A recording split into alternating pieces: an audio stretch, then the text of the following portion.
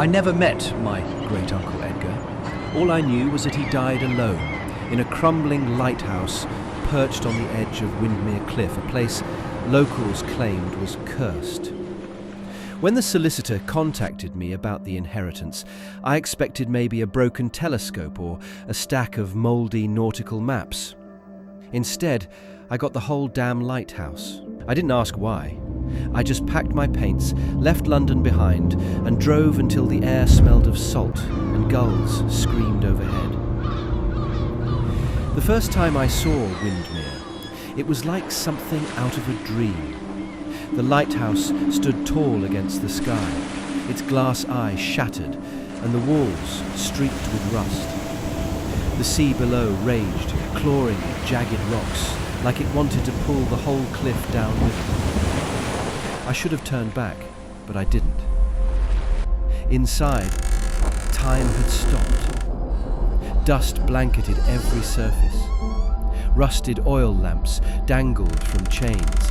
The old generator still worked, barely, and the upper rooms were lined with canvases covered in tarps. When I pulled the first one off, I stopped breathing. It was a painting, vivid, raw, a storm swallowing a fishing boat whole. The signature was smudged, but the style, it felt familiar. I found his journal that night. Edgar's handwriting was jagged, frantic. He wrote of visions, paintings that predicted tragedy, a warning from the light itself. I laughed at first. Then I dreamed of drowning. I woke the next morning gripped by an idea. My hand moved before my mind could catch up, dragging paint across canvas, forming waves, a boat, a figure slipping overboard. It wasn't until I turned on the radio that I froze. A small trawler had gone missing the night before. 3 men lost. One washed ashore just after dawn, soaked, half frozen. The same red cap I'd painted still clutched in his hand. I hadn't seen the news. I painted it before it happened. Once, coincidence. Twice, a curse. Over the next week it got worse. I painted a child alone on the beach. The next morning a missing poster fluttered outside the grocer's window. I painted a fire. Hours later smoke rose in the village below.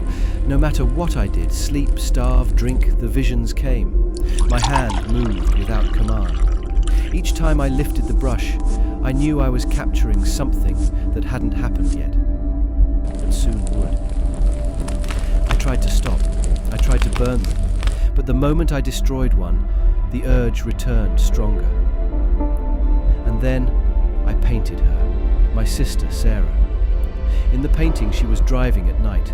Her headlights caught something, an animal, swerving on a cliffside road, her eyes wide, her mouth open. I called her, begged her to stay home. She promised. 2 nights later, the police found her car overturned.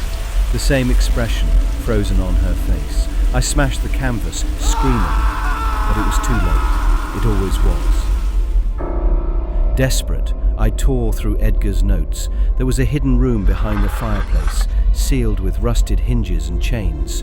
Inside were portraits, dozens of them, all painted in the same style, raw, urgent, faces frozen mid-scream, eyes wide, mouths open. He'd seen them all. And so had the lighthouse. The final pages of the journal were stained and almost unreadable, but one thing was clear. Edgar hadn't just been painting. He tried to use the light. He believed the beacon could change fate, that if lit at the right moment, it could rewrite what was coming.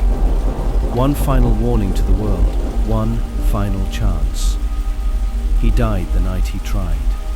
Last night, I had another dream. This time, it wasn't someone else. It was me, standing at the top of the lighthouse, rain slamming against the windows, waves rising like black teeth below, the cliff crumbling, the tower shaking. In my dream, I lit the beacon, and the sea answered. I painted it, the final vision, the tower falling, the sea swallowing the cliff, My figure silhouetted in the glass dome, arm raised, fire blazing inside the beacon.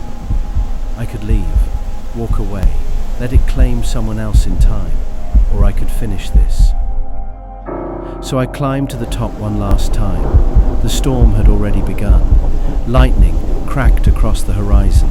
The generator groaned. The lens flickered once, then caught. The beam swept across the sea, and for a moment, I felt peace. Then I heard